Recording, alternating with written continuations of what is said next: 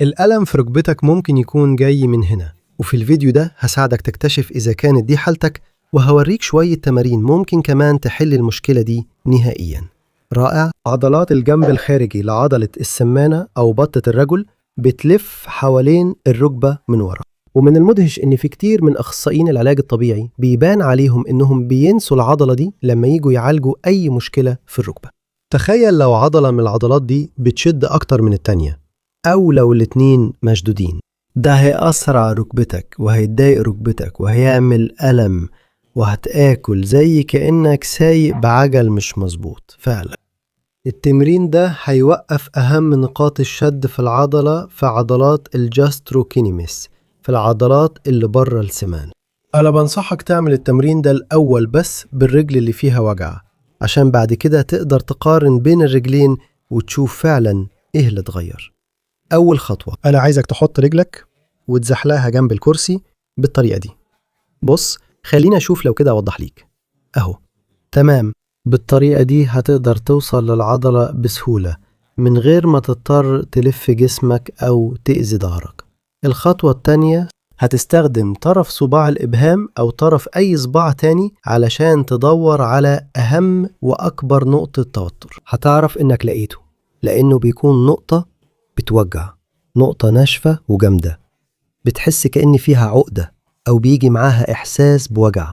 لو قدرت فعلا دور على النقطة دي في التغيير ده هنا في العضلة. شايف؟ بص، لما أشد جامد، لما أدوس رجلي في الأرض، هتلاقي العضلة بتطلع هنا، وتحتها في جزء الوتر، يعني بين الجزء اللي بيبقى أعرض. بص، أشد جامد بين الجزء اللي بيبقى أعرض، شايف هنا؟ يعني بين الجزء التخين شوية والجزء اللي بيبقى أفرد. في المنطقة دي هنا هتدور على النقط. دكتور ألكسندر موتا، أنا مش قادر ألاقي المنطقة دي عندي. مفيش مشكلة، دور بصباع الإبهام على النقطة اللي بتوجع. أول ما تلاقي أول واحدة اللي بتوجع أكتر ناشفة، يعني بتوجع حساسة، هتخفف الضغط وتفضل هنا حافظ على نفس الضغط من البداية للنهاية لمدة 1.5 دقيقة. هتحس إن العضلة بتصغر والألم بيقل وبتسترخي. ما تدوسش أكتر. تمام؟ عدى 1.5 دقيقة، ببساطة هتروح للنقطة التانية. هتعمل كده في أسوأ 3 نقط. خلي بالك، لو انت بتشيل صباعك الجلد فضل غاطس كأنه في حفرة لأكتر من 30 ثانية، ده معناه إن عندك احتباس سوائل أو في تورم في الركبة. كمان شوية هتكلم أكتر عن الموضوع ده. خلصت ال3 نقط، قوم حرك رجليك، امشي شوية وقارن بين الرجلين. هتحس إن الرجل اللي عملت فيها التمرين أخف بكتير، والركبة بتتحرك بحرية أكتر وفيها إحساس أكبر بالثبات. التوتر اللي بيوصل لحد عضلة السمانة غالبا هو نفس التوتر اللي جاي من كل عضلات ورا الرجل، لأنها سلسلة عضلية لفافية، يعني زي سلسلة غلط، هي زي سلسلة عضلات. تمام؟ فالتمرين ده دلوقتي هيحسن كل العضلات اللي ورا الرجل مرة واحدة. هتعمله وانت نايم.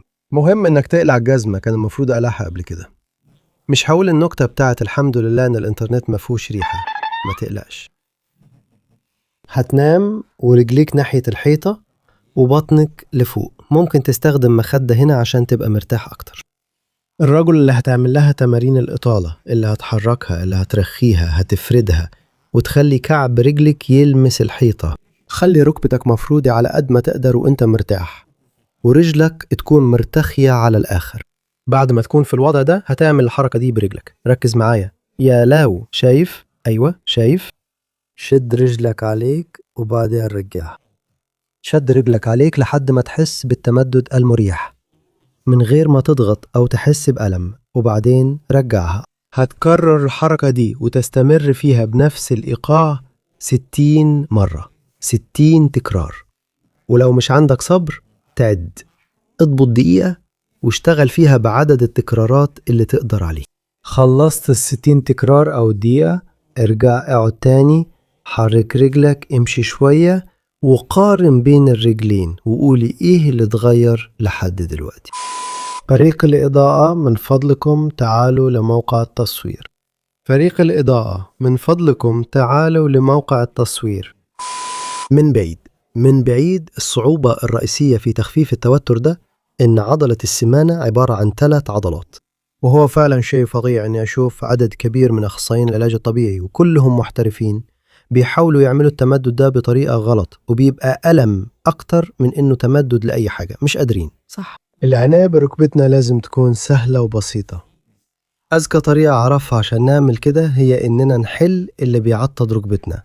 ده هيخفف الألم، وده هيخلي ركبتك أكتر مرونة، أكتر حرية، وأخف. ده هيسرع العلاج اللي أنت بالفعل بتعمله. عشان أساعدك في المشوار ده عندي برنامج تمارين لمدة 2 أسبوع تقدر تعمله في البيت. كل يوم في 3 تمارين مختلفة عشان توازن الركبة وتعدل الرجل كلها وتبدأ تقويتها.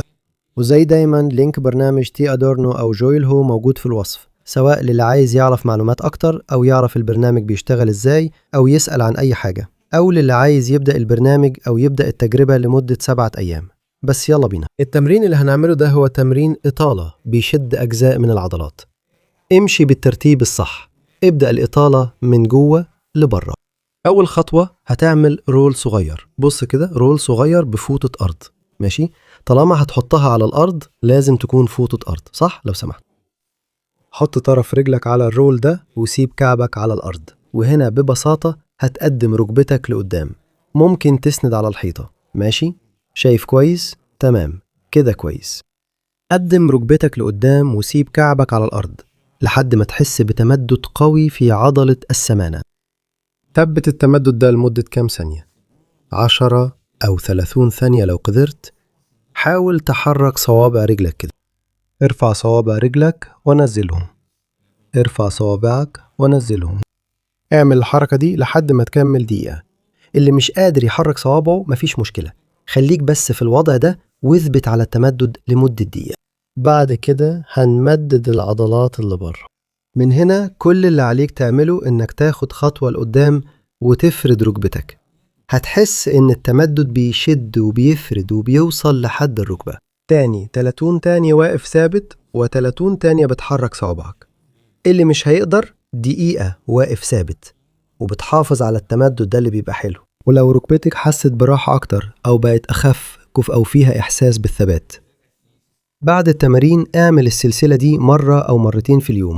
هتلاحظ إن كل يوم العضلة دي بترتاح أكتر وبتعمل نقاط توتر أقل. وافتكر إن قلتلك عن احتباس السوائل والركبة اللي بتورم. أنا هوريك تمارين لتقليل تورم الركبة والساق في الفيديو ده. لو قدرت أساعدك النهاردة افتكر تشارك الفيديو ده مع أي حد عنده ألم في الركبة أو عنده مشكلة في الركبة. ده كل اللي بطلبه منك. خلى الفيديو يوصل للي محتاجه. أنا هكتفي بكده دلوقتي. سلام كبير وأشوفك في المرة الجاية.